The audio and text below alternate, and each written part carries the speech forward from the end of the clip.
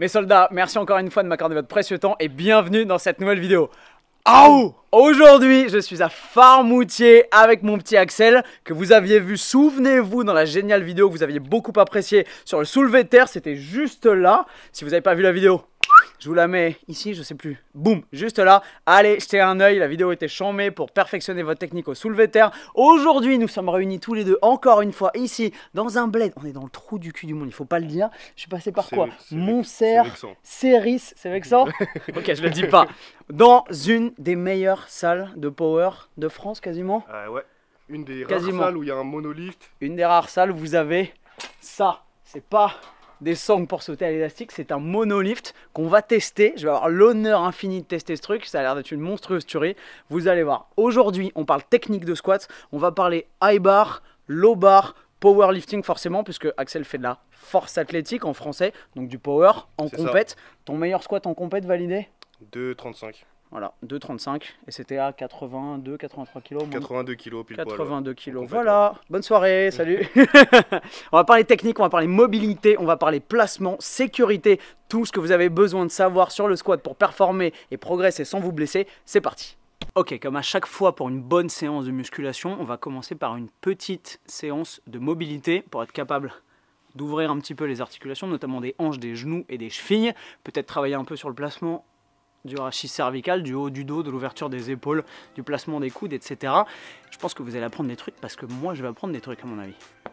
Attention pour le grand écart. Mobilité de pingouin. Ok, on commence. Attends, je fais du même côté que toi. Petite fente. Ouais, fente. Okay. Donc du coup on cherche à amener en fait l'ischio-jambier gauche vers le sol. Et la face du droit antérieur, là, hop, vers le sol aussi, on pousse bien vers l'avant, on se tient bien droit. Ah, comment j'ai cadré ça comme un gitan, moi?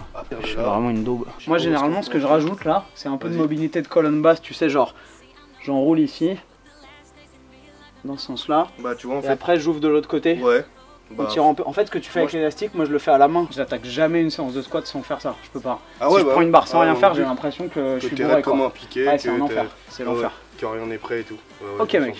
Ok, élastique maintenant. Donc, petit élastique sur la hanche. Et là, en fait, vraiment la traction, elle est importante. D'accord. Ce qui est intéressant, c'est que toi, tu dois vraiment résister contre l'élastique et ça permet déjà d'activer les muscles stabilisateurs de la hanche. D'accord. Donc c'est vraiment pas mal. Parce que là, l'élastique essaie de tirer ta hanche vers l'extérieur. C'est ça, exactement. Et c'est pas agréable.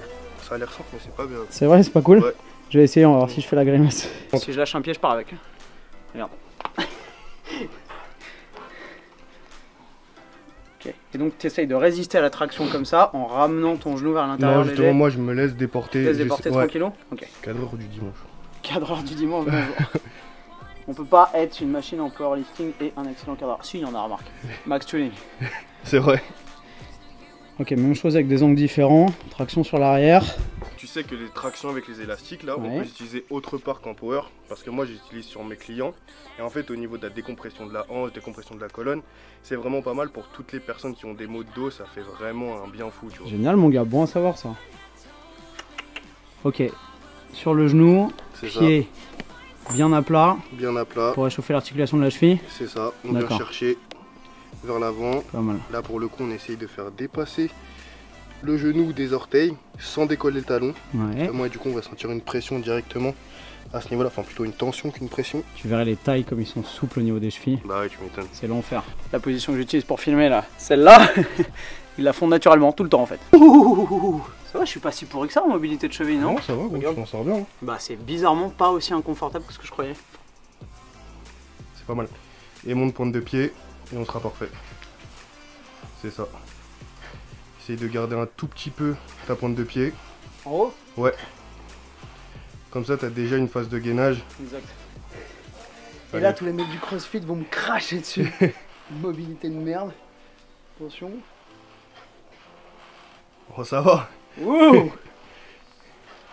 Ça va, il y a pire. Donc du coup, pour déraquer tout simplement, on vient attraper notre barre. Un écartement qui correspond à notre mobilité d'épaule. D'accord. Ok, on vient attraper la barre, hop, on va se glisser sous cette barre, on fait attention d'être bien centré. Très bien. Hop, on vient placer les deux pieds sous la barre. Ouais, vraiment à l'aplomb de la barre. Voilà, c'est ça. Pourquoi j'insiste sur ça? Parce qu'on voit beaucoup de personnes qui raquent comme ça, en fait. Ouais. Hop. pas du tout sécuritaire. Ouais, on est d'accord. Donc du coup, à 20 kg ça va. Ouais. À 200 ça l'est beaucoup moins.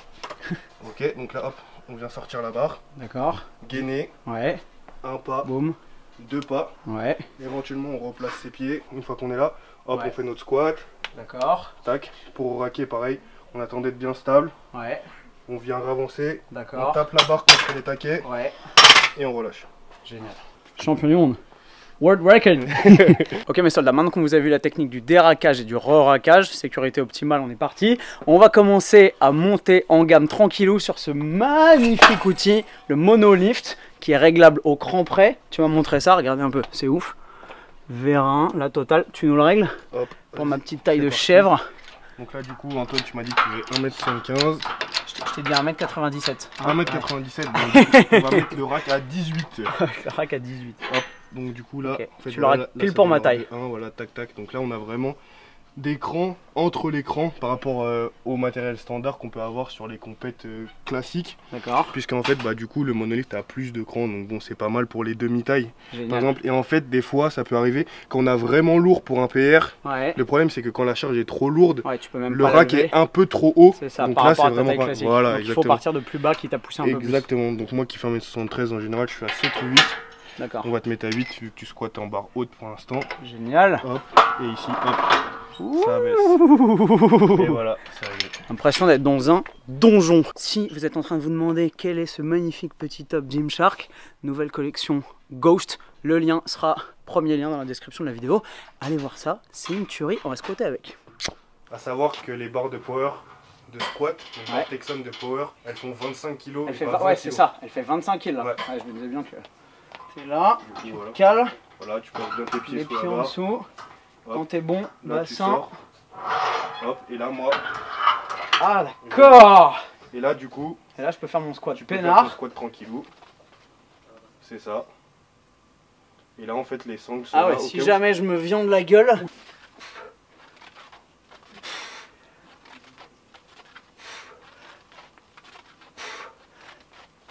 Alors un petit point sur les chaussures. Vous avez la possibilité d'utiliser des chaussures de squat. Le but étant forcément que la semelle soit plate. Que ce soit des chaussures plates ou des chaussures plates avec un talon, la semelle doit toujours être le plus plat possible. Donc Converse, dans le cas présent, hyper à l'aise dans des Converse, j'adore squatter en Converse. C'est aussi super simple pour moi de voyager avec parce que c'est généralement les godasses que j'utilise. Alors qu'emmener ces chaussures de squat en Thaïlande, en Indonésie, en Malaisie et partout où j'en passe, bah c'est relou tout simplement. Toi tu squattes avec des chaussures de squat ou pas? Jamais? Toujours en Converse. Toujours en Converse. Éventuellement, si tu as une mobilité de cheville qui est vraiment pourrie, le fait d'avoir des chaussures de squat peut aider parce que tout simplement, en surélevant légèrement le talon, bah, vous économisez de la mobilité au niveau de l'articulation de la cheville. Mais vous avez vu, moi, ma mobilité est pas dégueulasse. Toi, la tienne est bien. Elle est bien pour être validée en compète. D'accord. Un petit point sur l'amplitude qui est hyper intéressant, ce que tu me disais tout à l'heure, c'était génial. C'est que pour les compètes de force athlétique, donc de powerlifting, le but c'est tout simplement de descendre l'articulation de la hanche sous l'articulation du genou. À partir de ce moment-là, sous la ligne du genou. À partir de ce moment-là, le mouvement est validé. C'est ça. Ok. Pour ce qui est d'une recherche d'hypertrophie maximum, vous savez d'après les recherches, notamment mes chers Bayesiens, mais aussi si vous avez lu des recherches intelligentes sur l'entraînement, que plus l'amplitude utile d'un mouvement est grande, plus vous avez d'activation musculaire et donc plus vous avez de développement et d'hypertrophie. Dans la limite de l'amplitude sécuritaire et dans la limite où votre mouvement est correct et vous ne perdez pas votre alignement, votre positionnement et votre sécurité. On charge un chouïa ou quoi? Ouais. Ok, on va donc monter sur une petite gamme montante, sur du squat high bar. Pour info, j'ai pas squatté depuis la Thaïlande où je t'avais envoyé mon 5 reps à 120. C'est la dernière fois, c'était il y a 3 semaines, 3 semaines et demie. Je suis une merde. J'ai chopé la grippe en revenant, la flemme, c'est un truc qui s'attrape super facilement. Noël, réveillon, jour de l'an, la totale. Donc soyez indulgents si je fais une barre max à 102 kg. On est parti. Ouais, là c'est pas mal. Mais là c'est validé là. Mais gros, t'es carrément validé là. Ouais, d'accord. Là, ton squat est propre. Ok.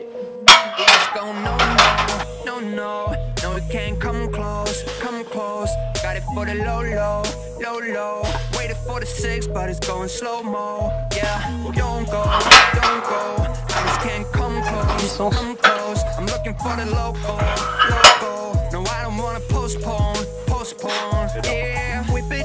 Pense à bien tenir ton poignet gauche.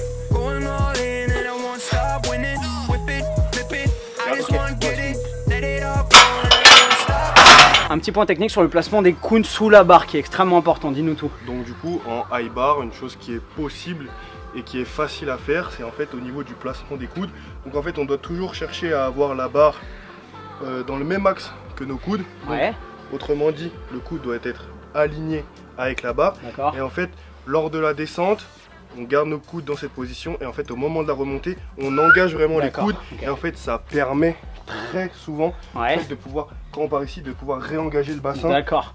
De par le fait la colonne au niveau thoracique. Que le torse se relève, du coup on peut mieux engager le bassin. Donc, sur la finition du mouvement. Si tu descends, t'es là, t'es posé. Si tu vois que tu commences à galérer et tout, quand tu pousses, voilà, tu renvoies les coudes. T'engages tes coudes et naturellement ça te redresse et là tu peux partir plus vertical. C'est ça. Ok. Allez,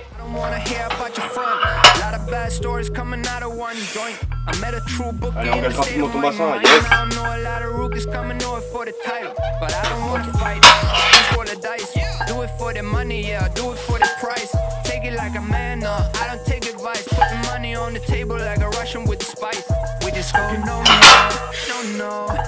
Allez, dynamique, engage ton bassin, nickel.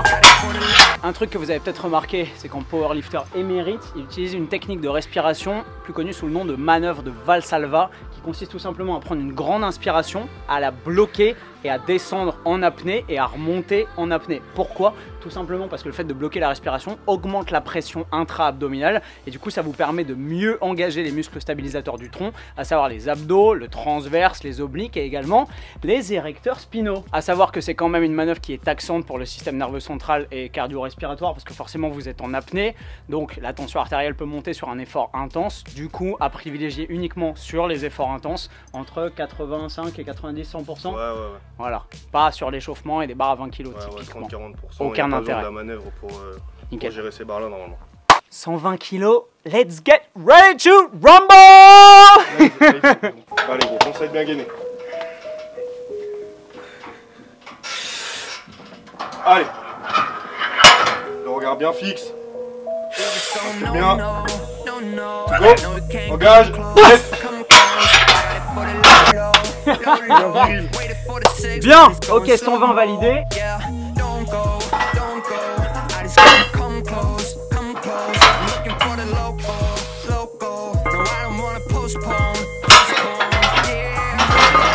Ah, cette musique là, ça fait peur. Tu sais quand ça fait ce bruit là, c'est que ça commence à être sérieux.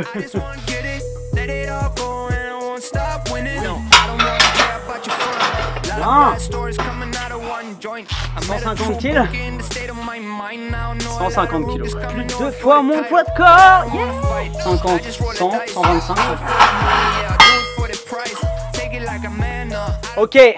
Tentative à 130 kg. On a mis des petites genouillères pour gagner un tout petit peu de stabilité et de force au niveau des genoux.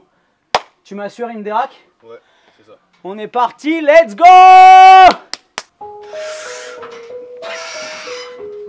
Allez gros. Pense à être bien gainé. Dynamique sur ta sortie de barre. Allez, subis pas la charge. Yes. Allez gros, inspire bien. Allez, réactive. Yes. Oh.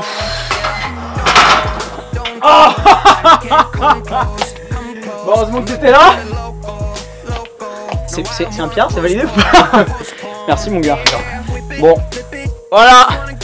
On gagne pas à tous les coups. Je pense que t'étais pas là, je me décapitais sec et net là. Mais il te manquait pas grand chose. 170 kills. Allez. Oui.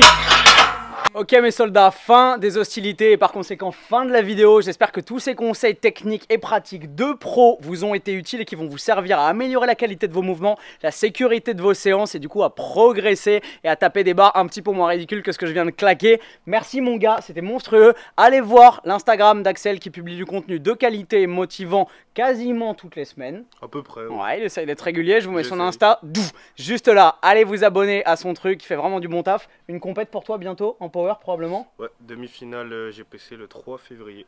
Demi-finale GPC le 3 février, tu publieras sur ton Insta, on pourra te suivre dessus. Ok, allez voir ce qu'il fait, c'est monstrueux, encouragez-le de ma part. Merci à tous d'avoir suivi cette vidéo, j'espère qu'elle vous a été utile. Si c'est le cas, mettez-nous un petit commentaire, si vous avez des questions, mettez-nous un petit commentaire juste en dessous de la vidéo. On se fera un plaisir d'y répondre, Axel et moi-même. Et je vous retrouve comme d'habitude, vous le savez, dans une prochaine vidéo. Et comme d'hab, avec le sourire. plus fort et plus fit. Bam!